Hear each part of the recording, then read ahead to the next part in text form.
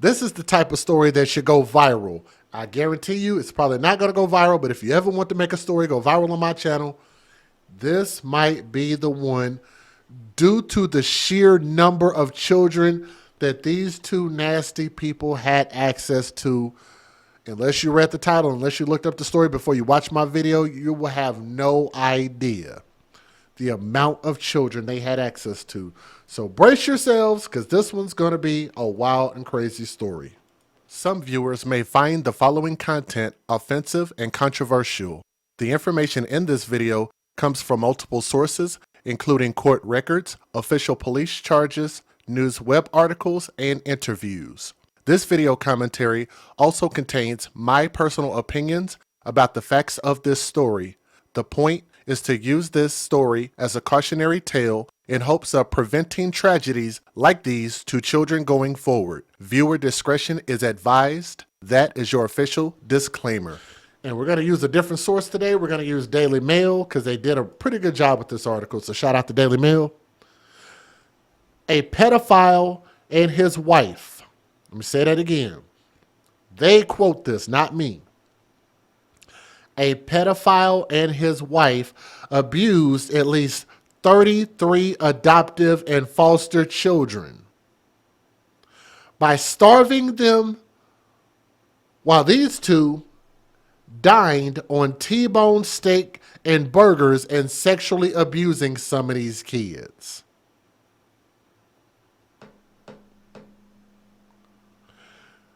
The man's name, the male, I'll call him a male. The male's name is Brian. The female's name is Sonja.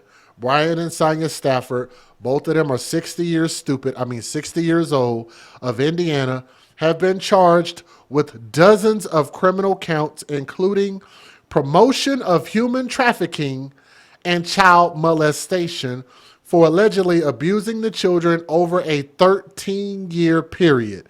That is not my words, hashtag not my words. And that's according to WSAV. Sonja, 60 years old, has designed a punishment structure for the house, which included starving the children, beating them, locking them in their barren rooms to write Bible verses, and more. Oh, so we got some Bible thumpers out there. So you think that you believe in God and the Bible and the church and the Holy Trinity, but yet you treat children like even the devil might not even do stuff like this, but you did. Y'all evil ass, nasty ass, pedophilic ass people. Bible thumpers. You talk that Bible shit, but you don't believe it. You don't believe it at all. They don't believe it. Despite the state of Florida and Indiana giving the couple up to, can we get a hashtag babies for benefits? Despite the state of Florida and Indiana giving the couple up to $417 a month per child,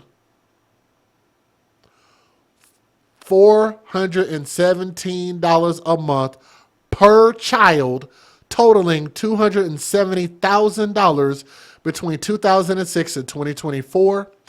Sonja did not allow the children to eat because she didn't like wasting money on them, and that's according to court documents.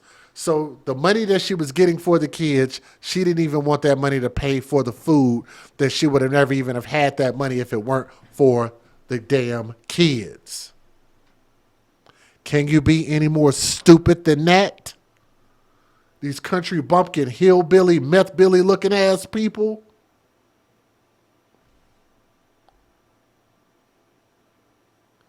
At best, they were offered bread with ketchup on it, a half-eaten peanut butter sandwich, or a can of sardines. What do y'all want to bet these two son of a bitches wouldn't eat that stuff themselves? And they didn't. They didn't. One of the girls told the investigators that the longest she had gone without food was 5 days. Can y'all make this story go viral? Share it in your true favorite crime groups. I don't hear nobody making stories like this go viral. Make our video go viral. The world should see this. This girl reported that she went without food as long as 5 days, and a boy said he had to eat a single can of sardines over the course of 3 days.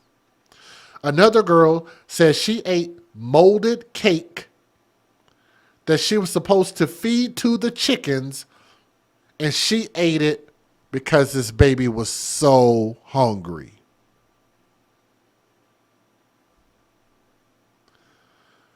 A different boy lost 105 pounds. Do y'all hear me? A different child lost, I quote, 105 pounds while he was in these devilish people's care. Coming into their home at 230 pounds, and he left their home weighing 125 pounds at the age of 18, according to court documents. Meanwhile, the couple feasted on T-bone steaks, burgers, dessert, according to WSAV. And guess how they were able to do that? They were able to do that off of these kids' back, which is what we call hashtag babies for benefits. They wouldn't have had this money or that opportunity to do, because I don't think these people work. What do you think they do for a living?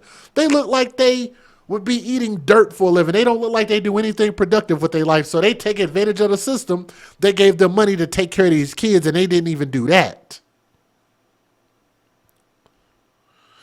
Prosecutors alleged that Sonja drove some of the children into the hands of her abusive husband, who would tell them, and I quote, "I have something to show you that will make you feel better," before he was sexually assaulting them.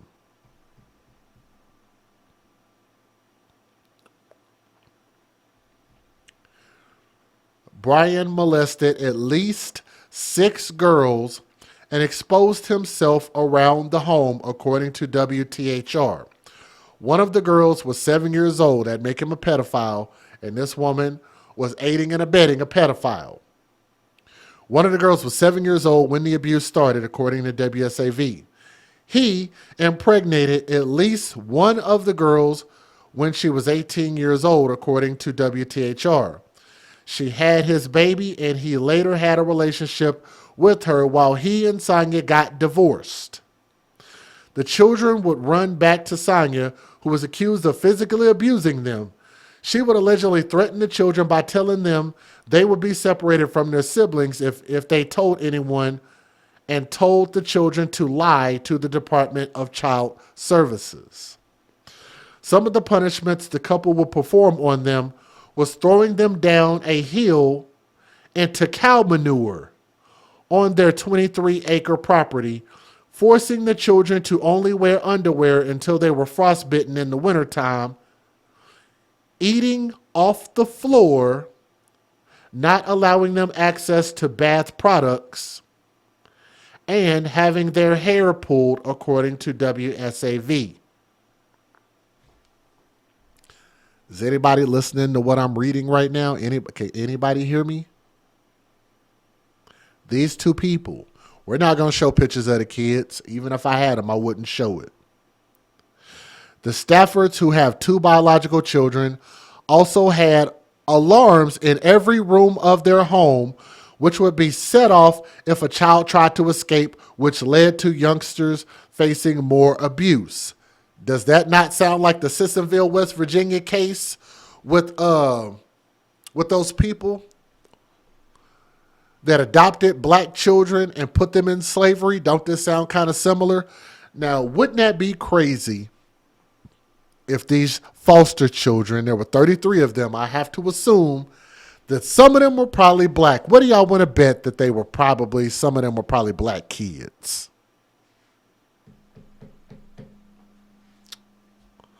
Locked in a room, alarms on the door, and if they tried to escape, the alarm would go off and they would face more abuse. The abuse led to one of the children committing suicide in 2004. Good Lord.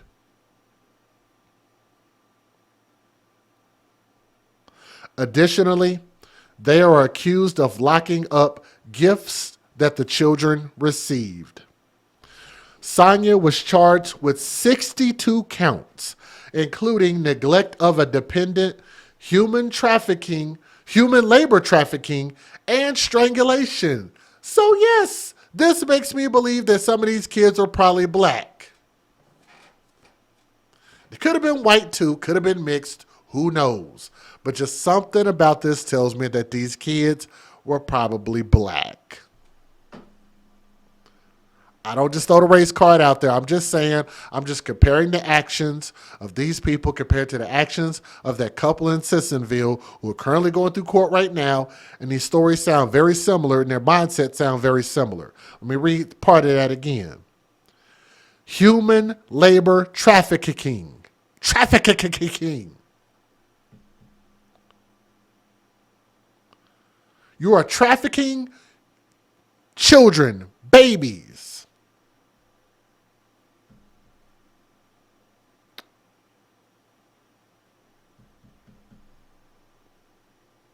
I don't know if it was forced labor or if I know that the man was sexually assaulting them. I don't know if they were making videos, trying to sell the tapes. I don't know what it is. But anyway, Brian was charged with 59 counts, which includes child molestation, promotion of human trafficking, and neglect of a dependent. He faces more than 300 years in prison. I think they both should face 300 to 400 years in prison.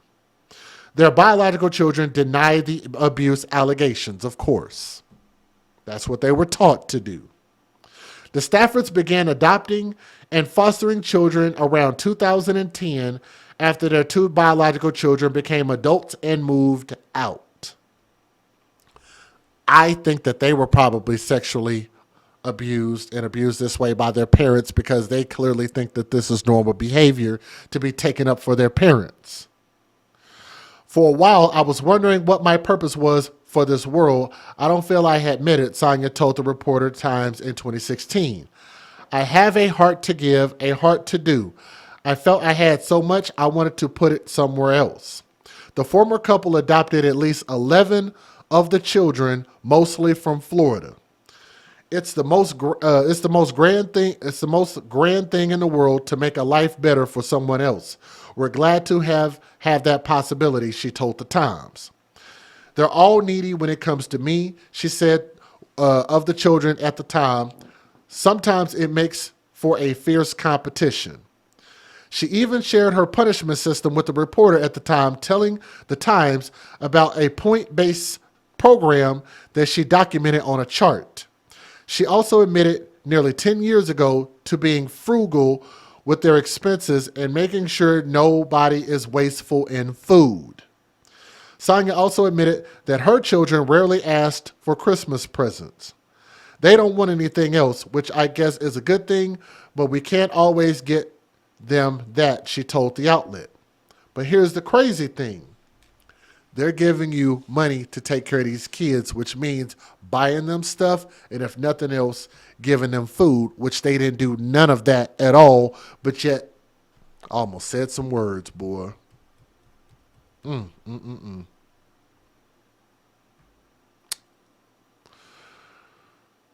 Where is prison justice when you need it?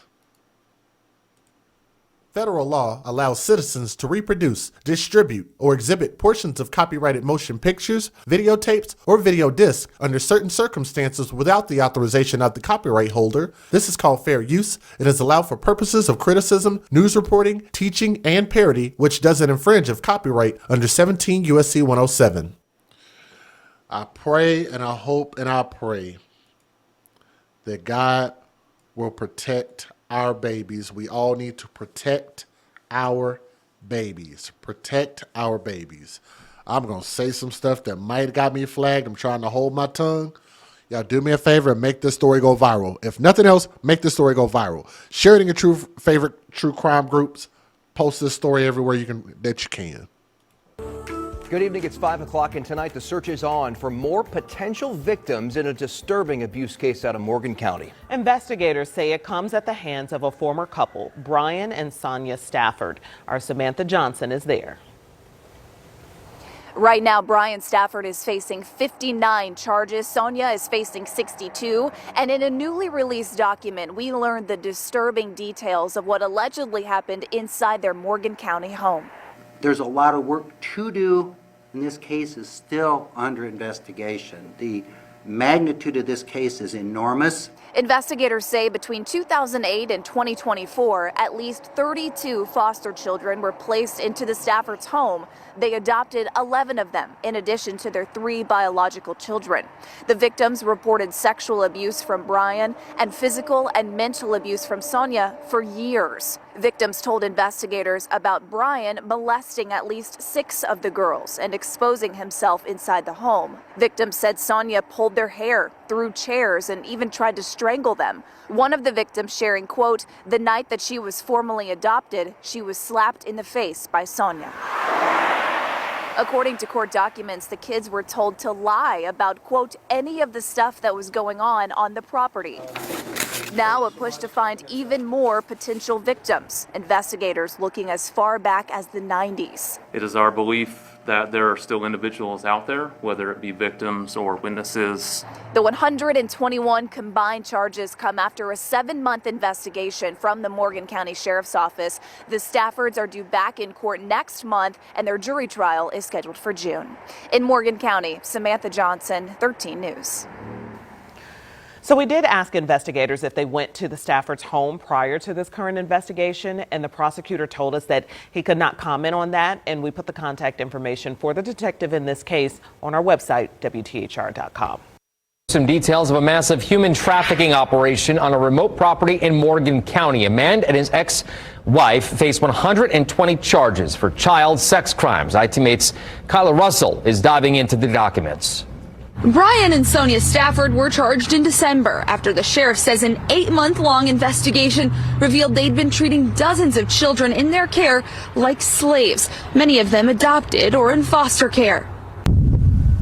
The investigation began last May and now spans decades. We may have to be going back even further, as far back as the 1990s. It was right here on this farm the sheriff says the abuse happened.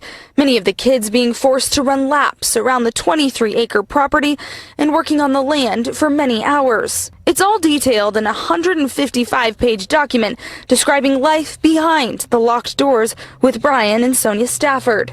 Investigators say the children had alarms on their bedroom doors, locks on the pantries, and food taken away as punishment. One child saying she went 5 days without anything to eat.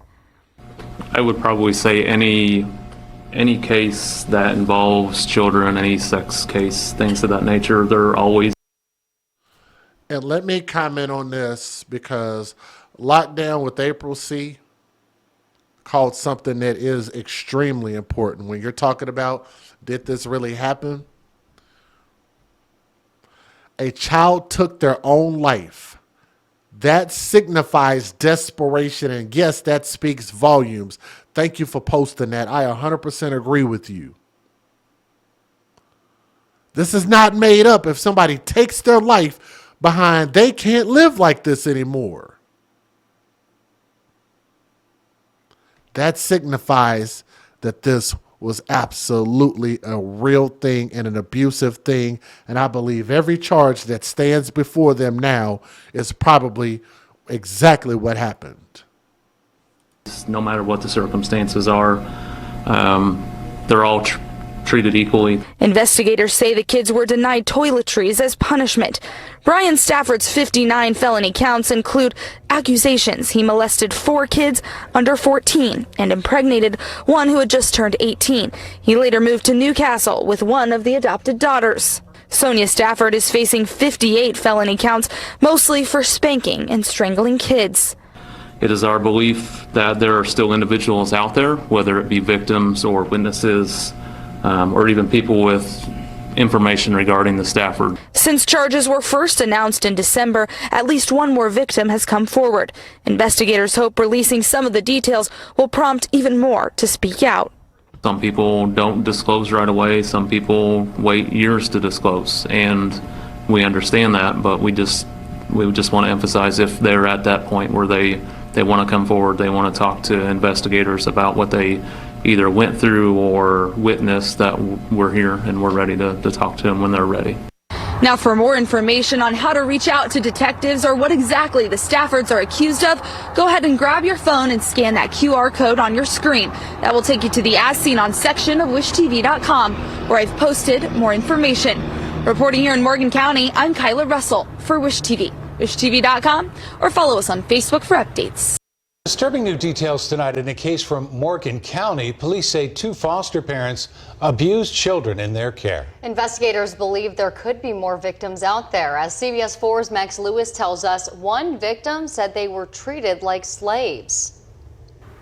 Investigators here in Morgan County describe a house of horrors where the Staffords' foster children were beaten, molested, and forced to go without food for days. Those allegations laid out in this more than 150-page transcript just released today. It was at this rural Morgan County farm that those court documents say Brian and Sonja Stafford fostered or adopted 33 kids over 13 years, with all of the children coming from either Indiana or Florida. It was inside that home that police say the children endured the unimaginable. Those children, most of whom are now adults, describe being locked in their bedrooms for days on end with alarms that would sound if they tried to leave. They were forced to use the bathroom in diapers or bowls. The pantry was locked up and the children were only allowed a diet of ramen, sardines, or ravioli, but were often punished with no meal at all. Investigators say one child lost 105 pounds while in the Stafford's care. Investigators say Sonja forced the children to work on their farm and strangled and beat the children with paddles. One victim recounted her throwing a child into a pond who couldn't swim. Another said they were treated like slaves. The female children told police they were repeatedly molested by Brian Stafford, and the documents reveal he impregnated one of his adopted children. One of the staff. Well, new at noon, we are learning more about the charges brought against 2 foster parents in Morgan County. This after the Morgan County Prosecutor's Office released a probable cause transcript surrounding the couple's arrest. According to officials, the couple is facing allegations of sexual assault and human trafficking. The transcript outlines multiple allegations brought against the pair from children in their home. Court documents say at least 33 children were in the parents' care. We will continue to follow this story and we'll have the latest on this development. Look, I'm not sure if anybody out there listening to the sound of my voice is familiar with this area or even familiar with this story and these people. If you are like very, very familiar, I know there's a high likelihood that this involves some black children, but if you really truly know the inner workings of this, I would like for you to at least email me, the afcmatters@gmail.com, and let me know what you actually know about this. I don't need any pictures or anything. I'm just curious if any of these children or all of these children were black kids, because then that would actually prove that there's more of this slavery and forced labor and child trafficking going on than we know. I would just like to kind of know more specific details. So if you know about that, please email it to me. I'm just a journalist. I just would like to have that for my information. But keep those children in your thoughts and prayers and pray that they can end up in the hands, if they're still underage, that they can grow up and become something great in somebody else's hands. But these people need more than, like, this should be the type of thing that should be punishable by the death penalty. They should live every day knowing that they should face the death penalty. That's the type of thing that that's the type of pressure they should be under. But they're not going to get that. So they're going to get a bunch of years in prison. They're not going to even survive that long. No possibility of parole. No chance of ever getting out is what they don't need to ever get out. But thank you so much. Keep those children in your prayers. Leave a comment in the comment section. Let me know what you guys think. If you got more information, email me, and we'll go from there, okay? Thank you for listening. Subscribe, share, and your true favorite crime groups. Thank you.